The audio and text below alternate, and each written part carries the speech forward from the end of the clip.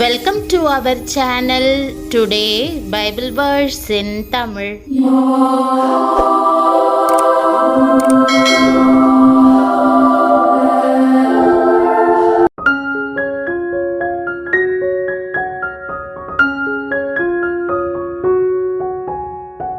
இன்றைய வசனம் லூக்கா 19ஆம் அதிகாரம் 10ஆம் வசனம். கிறிஸ்துவுக்குள் பிரியமானவர்களே, நம்முடைய ஆண்டவரும் இரட்சகருமான இயேசு கிறிஸ்துவின் வல்லமையுள்ள நாமத்தில் உங்களை வாழ்த்துகிறேன். இழந்து போனதை தேடவும் இரட்சிக்கவுமே மனுஷகுமாரன் வந்திருக்கிறார் என்ற வாக்குதத்த வசனத்தை இன்று நாம் தியானிப்போம். பரலோக தேவன் உன்னதத்தின் மேன்மைகளையெல்லாம் உதறிவிட்டு பூமிக்கு இறங்கி வர காரணம் என்ன? தேவதூதர்களின் மத்தியில் ஆராதிக்கப்பட்ட மகிமையின் ராஜா அடிமையின் ரூபம் எடுத்ததின் ரகசியம் என்ன? ஆம், இழந்து போனதை தேடவே அவர் இந்த உலகத்திற்கு வந்தார். பாவத்தின் விளைவாக ஏதேனிலே மனுஷன் தேவ உறவை இழந்து போனான். தேவ மகிமையை இழந்தான். தேவ சாயலையும் தேவ ரூபத்தையும் இழந்தான். எல்லாவற்றுக்கும் மேலாக தன்னுடைய ஆத்துமாவை இழந்தான். கர்த்தருடைய உள்ளம் எவ்வளவு துக்கப்பட்டிருக்கும்! இழந்து போன அவனை தேடி ஏதேனின் மரங்களுக்குள்ளே நடந்து ஆதாமே, நீ எங்கே இருக்கிறாய் என்று அவர் அங்கலாய்த்தார். ஒரு முறை ஒரு அருமையான வாலிபன் பயங்கரமான விபத்துக்குள்ளாகி மரண தருவாயில் இருந்தான். அதுவே அவனுக்கு கடைசி வினாடி நேரமாய் இருந்தது. அதை அவனுடைய தகப்பனாருக்கு அறிவிக்கப்பட்ட போது அவர் அந்த மருத்துவமனையின் மாடிப்படிகளிலே அலறிக்கொண்டே ஓடி வந்தார். என் மகனே, எங்கே இருக்கிறாய் என்று அவர் கதறின கதறல் அந்த மருத்துவமனை முழுவதும் எதிரொலித்தது. மகனை இழந்து அவர் கதறின கதறல் தாங்க முடியாததாகும். ஆதாம் தேவனுடைய ஐக்கியத்தை விட்டு மரணத்துக்குள்ளாகவும் சாபத்துக்குள்ளாகவும் சென்றபோது கர்த்தருடைய உள்ளம் எவ்வளவு துடித்திருக்கும்! கண்ணீரோடு ஆதாமை தேடி அவர் நடந்தார். ஆதாமே, நீ எங்கே இருக்கிறாய் என்று ஆண்டவர் புலம்பி சொன்னபோது அந்த குரலிலே எவ்வளவு துக்கமும் சோகமும் வெளிப்பட்டிருக்கும் என்பதை சிந்தித்து பாருங்கள். நீங்கள் ஆத்துமாவை இழந்து போன நிலைமையில் இருக்கிறீர்களா? உங்களுடைய பாவங்களுக்காக கர்த்தரிடத்திலே கண்ணீரோடு அறிக்கை செய்து சிலுவை அண்டை வந்து நிற்பீர்கள் என்றால் இழந்து போன உங்களுடைய ஆத்துமா மீண்டும் உயிர்ப்பிக்கப்படும். இழந்து போனதை தேடி கண்டுபிடிக்கும் போது கண்டுபிடித்தவர்களுடைய உள்ளம் எவ்வளவு சந்தோஷப்படும்! அதுபோலத்தான் மனம் திரும்புகிற ஒரு பாவியின் நிமித்தம் பரலோகத்தில் மிகுந்த சந்தோஷம் உண்டாயிருக்கும். கர்த்தருடைய உள்ளம் அகமகிழ்ந்து களி கூறும். இன்றைக்கும் அவர் தூரமானவர் அல்ல, அவர் உங்கள் சமீபத்திலே இருக்கிறார். நீங்கள் அவரை நோக்கி கூப்பிட மாட்டீர்களா என்று ஆவலோடு எதிர்பார்த்து கொண்டிருக்கிறார். உங்களை தேடுகிற இயேசு கிறிஸ்துவினுடைய முகத்தை நோக்கி பாருங்கள். ஏசாயா தீர்க்கதரிசி அவருடைய முகத்தை குறித்து வர்ணிக்கும் போது துக்கம் நிறைந்தவர் என்று சொன்னார். அவர் துக்கத்தின் தேவன் என்று அழைக்கப்படுகிறார். இயேசு கிறிஸ்து இந்த உலகத்தில் இருந்த நாட்களில் இழந்து போன மக்களை தேடி கிராமங்கள் தோறும் நடந்தார். அவர் திரளான ஜனங்களை கண்டபோது அவர்கள் மேய்ப்பனில்லாத ஆடுகளைப் போல தொய்ந்து போனவர்களும் சிதறப்பட்டவர்களுமாய் இருந்தபடியால் அவர்கள் மேல் மனதுருகினார் என்று வேதம் சொல்லுகிறது. பிரியமானவர்களே, அவரே உங்களுடைய இரட்சகர், அவரே உங்களுடைய நாயகர்.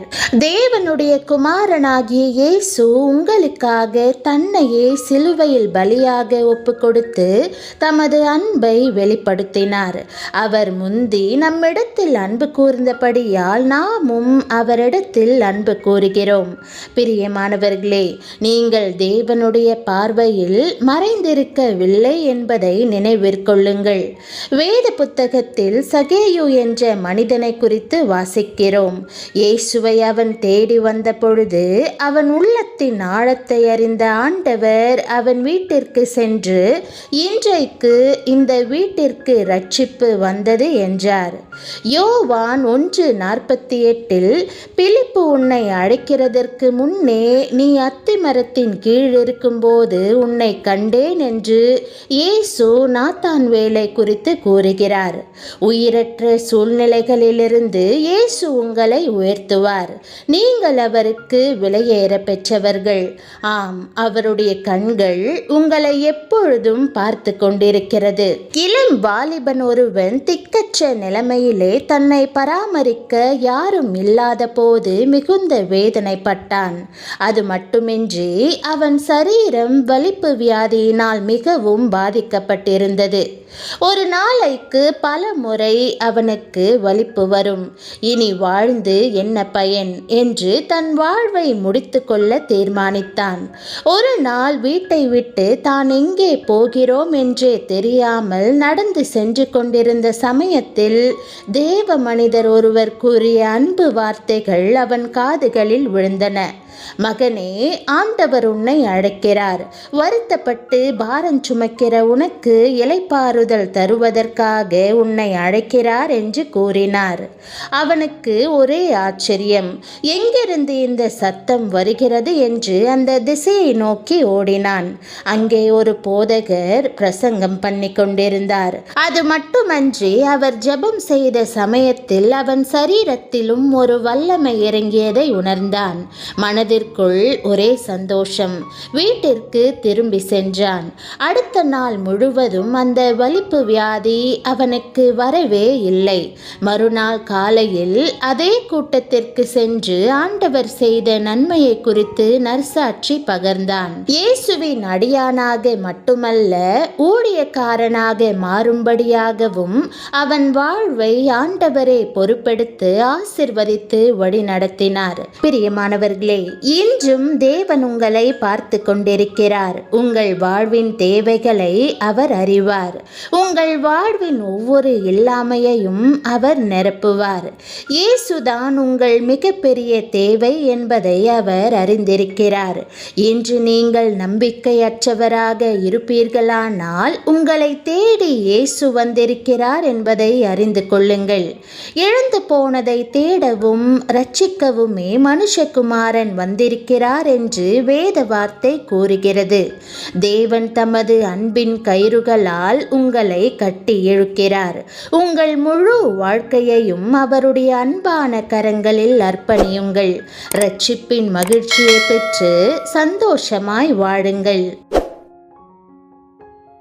அன்பின் ஆண்டவரே, இருள் நிறைந்த ராஜ்யத்திலிருந்து என்னை காப்பாற்ற நீர் உமது ஒரே பேரான குமாரனை இந்த பூமிக்கு அனுப்பினீர்.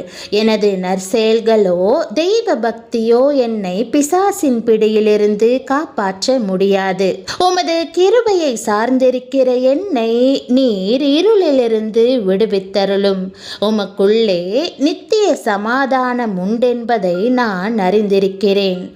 வேதனையோடு இருக்கும் என் ஆத்துமாவை உம்மிடத்தில் அர்ப்பணிக்கிறேன். நீர் என் இருதயத்தில் சமாதானத்தை தாரும். நீர் என் இருதயத்திற்குள் வந்து என்னோடு வாசம் பண்ணும்.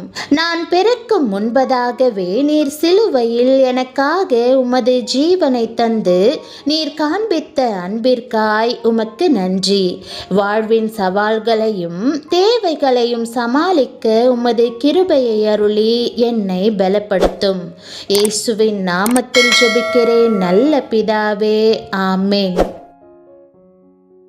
தேவனுடைய நாமம் மகிமைப்படுவதாக. ஆமென்.